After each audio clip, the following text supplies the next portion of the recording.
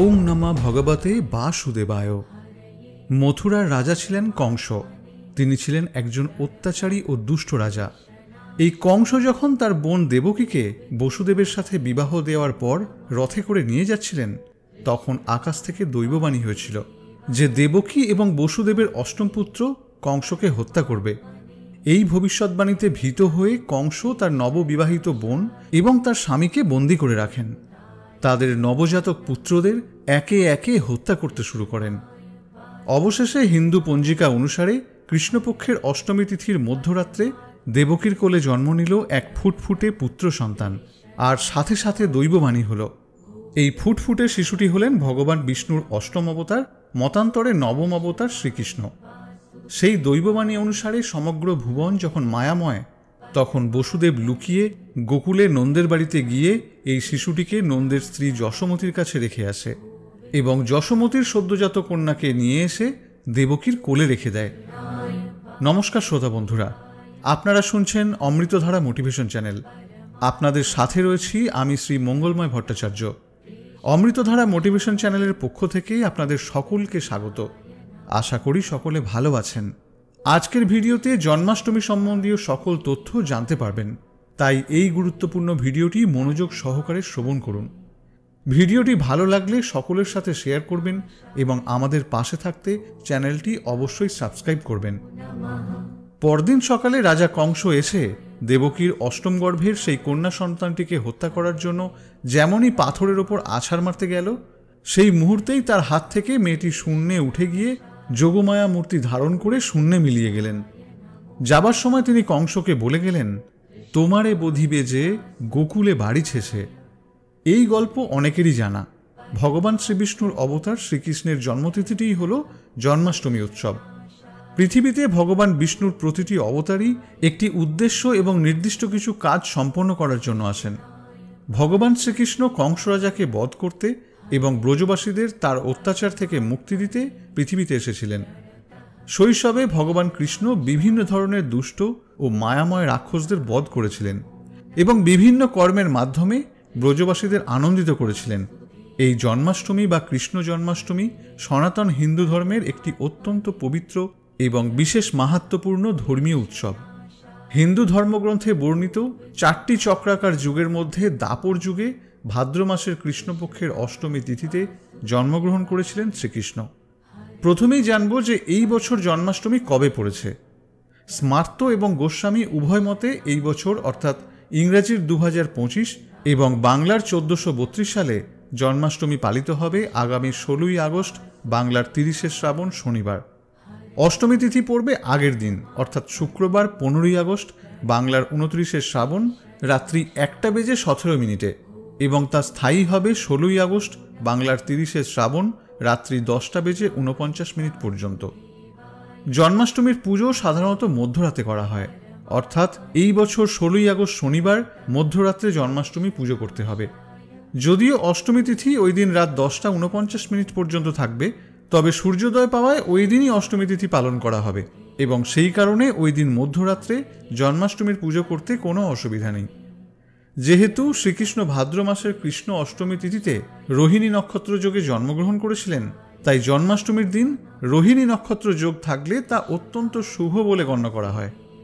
তবে এবছর জন্মাষ্টমীতে রোহিণী নক্ষত্র যোগ থাকছে না, কারণ এই বছর রোহিণী নক্ষত্র শুরু হচ্ছে নবমী তিথি অর্থাৎ 17ই আগস্ট রবিবার সকাল 6:45 থেকে। তবে রোহিণী নক্ষত্র যোগ না থাকলেও জন্মাষ্টমীর পুজো করতে কোনো অসুবিধা নেই। এবার জানবো জন্মাষ্টমীর ব্রত পালন করলে কি কি ফল লাভ করা যায়। জন্মাষ্টমী ব্রত হলো অশুভ শক্তির অবসান হয়ে শুভ শক্তির সূচনা।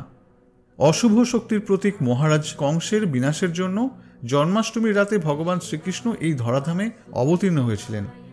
জন্মাষ্টমীর দিন আপনি যদি নিয়ম মেনে ভক্তি এবং নিষ্ঠা সহকারে ভগবান শ্রীকৃষ্ণের বাল্যরূপ অর্থাৎ ছোট্ট গোপালের পুজো করেন, তাহলে অসীম পূর্ণ অর্জন করতে পারবেন এবং আপনার মনের সব ইচ্ছা পূর্ণ হবে, এমনটাই বিশ্বাস করা হয়। সন্তান প্রাপ্তির ক্ষেত্রে বাধা মুক্তির জন্য জন্মাষ্টমী ব্রত বিশেষ ফলপ্রদ। শাস্ত্র অনুযায়ী জন্মাষ্টমী ব্রত পালন করলে মানুষ এই জড়জগতের জন্ম, মৃত্যু, ব্যাধি এবং কষ্ট থেকে মুক্তি লাভ পেয়ে মোক্ষ লাভ করে। শাস্ত্র অনুযায়ী জন্মাষ্টমী ব্রত পালন করলে মানুষ এই জড়জগতের জন্ম, মৃত্যু, ব্যাধি এবং কষ্ট থেকে মুক্তি পেয়ে মোক্ষ লাভ করে। জন্মাষ্টমীর ব্রত নিষ্ঠা ভরে পালন করলে সমস্ত প্রকার বাধাবিঘ্ন কাটিয়ে ওঠা যায় এবং দুর্ভাগ্য সৌভাগ্যে পরিণত হয়। সকল ব্রতের মতো জন্মাষ্টমীর ব্রত পালনেরও কিছু সাধারণ নিয়ম আছে। যেমন জন্মাষ্টমীর আগের দিন সংযম পালন করতে হবে, সম্ভব হলে সারাদিন নয়তো অন্তত রাত্রে নিরামিষ খেতে হবে।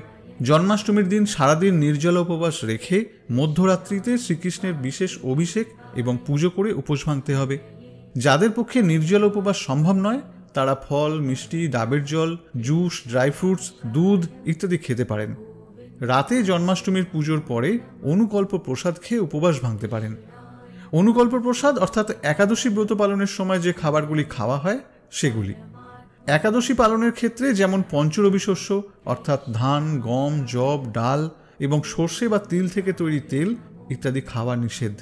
জন্মাষ্টমী ব্রতের ক্ষেত্রেও এই একই নিয়ম পালন করতে হবে। অনেকে সাবু খেয়ে থাকেন, তবে ডালিয়া, ওটস এগুলি না খাওয়াই উচিত।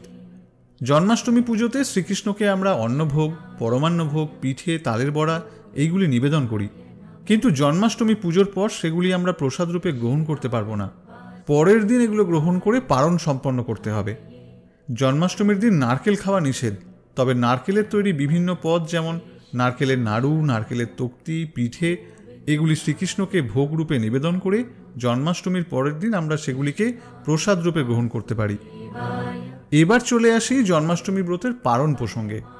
স্মার্ত এবং গোস্বামী উভয় মতেই এই বছর জন্মাষ্টমী পারণ সম্পন্ন করতে হবে 17ই আগস্ট বাংলার 31শে শ্রাবণ রবিবার সকাল 6:45 মধ্যে। তবে মনে রাখবেন পারণ সূর্যোদয়ের পরেই করতে হবে। এবার জানব কিভাবে পারণ করবেন। যেদিন পারণ সম্পন্ন করা হবে অর্থাৎ জন্মাষ্টমীর পরের দিন সকালে স্নান সেরে পারণের নির্দিষ্ট সময়ের মধ্যে শ্রীকৃষ্ণের পুজো করে পারণ আরম্ভ মন্ত্র পাঠ করতে হবে। মন্ত্রটি হল ওম সর্বায় সর্বেশ্বরায় সর্বপতয়ে সর্বসম্ভবায় গোবিন্দায় নমো নমঃ। পারণের পুজোতে শ্রীকৃষ্ণকে অনেকে অন্নভোগ বা পরমান্ন অর্থাৎ পায়েস ভোগ নিবেদন করেন। আবার অনেকে পঞ্চরবি শস্য, যেগুলি জন্মাষ্টমীর দিন ব্রতীর খাওয়া নিষিদ্ধ, সেগুলি দিয়ে বানানো কোনো খাবার যেমন দই খই, দই চিড়া, লুচি, সুজি ইত্যাদি নিবেদন করেন। পারণের পুজো শেষ করে শ্রীকৃষ্ণকে নিবেদন করা ওই ভোগ প্রসাদ রূপে গ্রহণ করে উপবাস সমাপ্ত করতে হবে এবং পারণান্ত মন্ত্র পাঠ করতে হবে। মন্ত্রটি হল ভূতায় ভূতেশ্বরায় ভূতপতয়ে ভূত সম্ভবায় গোবিন্দায় নমো নমঃ। অনেকে জন্মাষ্টমীর পুজোতে শ্রীকৃষ্ণকে যে অন্নভোগ, পরমান্ন বা তালের বড়া, পিঠে ইত্যাদি রবি শস্যের মধ্যে একটি বা দুইটি দিয়ে বানানো ভোগ নিবেদন করেন, পারণের পুজোর পরে সেটি প্রসাদ রূপে গ্রহণ করে উপবাস সমাপ্ত করেন। জন্মাষ্টমীর পরের দিন নন্দ উৎসব পালন করা হয়। শ্রীকৃষ্ণের জন্মের পরের দিন শ্রীকৃষ্ণের পালক পিতা নন্দ মহারাজ নিজ গৃহে সন্তান আগমনের আনন্দে সমস্ত গোকুলবাসীদের নিয়ে উৎসবে মেতে উঠেছিলেন। তাদের জন্য মিষ্টি এবং বিভিন্ন রকম ব্যঞ্জন সহযোগে ভুরি ভোজের আয়োজন করেছিলেন। ভারতবর্ষের বিভিন্ন স্থানে, বিশেষ করে মথুরা এবং বৃন্দাবনে আড়ম্বরের সাথে নন্দ উৎসব পালন করা হয়। স্মার্ত এবং গোস্বামী মতে এই বছর নন্দ উৎসব পালন করা হবে 17ই আগস্ট বাংলার 31শে শ্রাবণ রবিবার। পারণ সম্পন্ন করার পর নন্দ উৎসব পালন করতে হয়। সকল ব্রতের মতো জন্মাষ্টমী ব্রতেও পুজো হয়ে যাওয়ার পর ব্রতকথা পাঠ বা শ্রবণ করতে হয়, কারণ ব্রতকথা পাঠ বা শ্রবণ না করলে ব্রত সম্পূর্ণ হয় না। তাই এবারে সেই ব্রতকথাটি আলোচনা করব। শুরু করছি জন্মাষ্টমীর ব্রতকথা। মথুরায় উগ্রসেন নামে এক অতি ধার্মিক রাজা ছিলেন। তার ছেলে কংস একসময় খুব অত্যাচারী হয়ে উঠল। সে তার বাবার রাজ সিংহাসন জোর করে কেড়ে নিল। তারপর সে মহাদেবকে আরাধনায় সন্তুষ্ট করে বর পেল যে শুধুমাত্র নিজের বোনের অষ্টম গর্ভের সন্তানের হাতেই সে মরবে, অন্য আর কারুর হাতে তার মৃত্যু নেই। এই বর পাওয়ার পর তার সাহস আর অত্যাচার অনেক গুণ বেড়ে গেল। শেষে অন্য সব অসুরদের সঙ্গে যোগ দিয়ে সে প্রচার করে দিল যে রাজ্যে কেউ হরিনাম করতে পারবে না, যে হরিনাম করবে তার আর রক্ষে নেই। তারপর সে তার বোন দেবকী আর তার স্বামী বসুদেবকে এনে কারাগারে বন্দি করে রাখল, কারণ সে জানত যে তার বোন দেবকীর অষ্টম গর্ভের সন্তানের হাতেই তার মৃত্যু হবে। এইভাবে কারাগারে থাকতে থাকতে দেবকীর 7টি সন্তান হলো, আর কংস প্রত্যেকটি সন্তানকে কারাগার থেকে নিয়ে গিয়ে পাথরের ওপর আছাড় দিয়ে তাদের মেরে ফেলল। শেষে যখন কংস খবর পেল এইবার দেবকীর অষ্টম গর্ভের সন্তান হবে, তখন সে কারাগারের চারিদিকে খুব কড়া পাহারার ব্যবস্থা করল। এরই মধ্যে ভাদ্র মাসের কৃষ্ণপক্ষের অষ্টমী তিথিতে গভীর রাত্রিতে ভগবান নারায়ণ ভূমিষ্ঠ হলেন দেবকীর কোলে। নারায়ণের শ্যামবর্ণ চতুর্ভুজ মূর্তি দেখে দেবকী আর বসুদেব একেবারে মুগ্ধ হয়ে গেলেন। বসুদেব খুবই কাতরভাবে ভগবানকে ডাকতে লাগলেন এই ছেলেটিকে রক্ষা করার জন্য। এই সময় কারাগারে এক দৈববাণী হলো যে, বসুদেব, আমার মায়ায় এখন সমস্ত পৃথিবীর লোক ঘুমে অচেতন হয়ে আছে। তুমি এই মুহূর্তে গোকুলে নন্দের বাড়ি গিয়ে লুকিয়ে এই শিশুটিকে রেখে এসো, আর নন্দের স্ত্রী যশোমতীর এইখানে একটি কন্যা সন্তান হয়েছে, তাকে নিয়ে এসে দেবকীর কোলে শুইয়ে দাও। ঘুমে আচ্ছন্ন পৃথিবীর কেউ কিছুই জানতে পারবে না। এই দৈববাণী শোনার পর বসুদেব আর দেরি না করে কৃষ্ণকে কোলে করে নন্দের বাড়ি যাবার জন্য বেরিয়ে পড়লেন। প্রহরীরা সকলেই তখন ঘুমে অচেতন, কেউ কিছুই জানতে পারল না। বসুদেব গিয়ে পৌঁছলেন যমুনার তীরে। এই সময় প্রচুর ঝড় জল হচ্ছিল, দুকুল ছাপিয়ে উঠেছিল আর ভয়ানক বজ্রপাত হচ্ছিল। এই দুর্যোগ দেখে বসুদেবের মনে ভীষণ ভয় হলো। এই অবস্থায় যমুনা পার হওয়া অসম্ভব দেখে তিনি খুবই চিন্তিত হয়ে পড়লেন।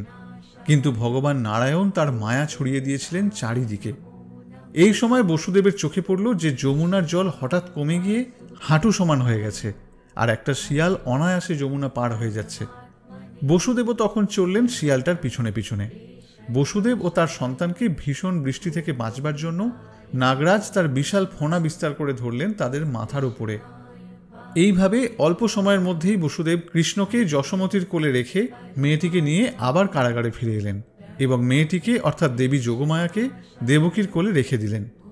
সকাল হতেই কংস খবর পেল যে দেবকীর অষ্টম গর্ভের সন্তান একটি মেয়ে হয়েছে। কংস তখনই দেবকীর কোল থেকে জোর করে মেয়েটিকে কেড়ে নিল। মেয়ে বলে তাকে ছেড়ে দেবার জন্য দেবকী অনেক অনুনয় বিনয় করল, কিন্তু কংস কোনো কথাই শুনল না। সে যেমনি মেয়েটাকে পাথরের ওপর আছাড় মারতে গেল, সেই মুহূর্তে তার হাত থেকে মেয়েটি শূন্যে উঠে গিয়ে যোগমায়া মূর্তি ধারণ করে শূন্যে মিলিয়ে গেলেন। যাবার সময় তিনি কংসকে বলে গেলেন, তোমারে বধিবে যে গোকুলে বাড়িছে সে। তারপর সময় পূর্ণ হতেই কংস শ্রীকৃষ্ণের হাতেই বধ হয়েছিল। এই পুণ্যময় ব্রতকথা যে ভাদ্র মাসের কৃষ্ণ অষ্টমীর দিন উপোস করে মন দিয়ে শোনে, তার 7 জন্মের পাপ বিনষ্ট হয় এবং অন্তিমকালে তার বৈকুণ্ঠ লাভ হয়। জন্মাষ্টমী ব্রতের ফল। জন্মাষ্টমী ব্রত স্ত্রী ও পুরুষ উভয়ই পালনের অধিকারী। এই দিন শ্রীকৃষ্ণ জন্মগ্রহণ করেছিলেন, তাই দিনটি খুবই শুভ। এই ব্রত পালন করলে সমস্ত পাপ এবং অকল্যাণ দূর হয়। প্রিয় শ্রোতা বন্ধুরা, আজ এই পর্যন্তই। ভিডিওটি আপনাদের ভালো লাগলে অবশ্যই একটি লাইক করবেন, পারলে শেয়ার করবেন এবং চ্যানেলটি সাবস্ক্রাইব করে পাশে থাকবেন। ভগবান শ্রীকৃষ্ণের সান্নিধ্য লাভ করতে সকলেই জন্মাষ্টমী ব্রত পালন করবেন এই আশা রাখি। সকলে ভালো থাকবেন, সুস্থ থাকবেন। নমস্কার। গোবিন্দায় নমো নমঃ।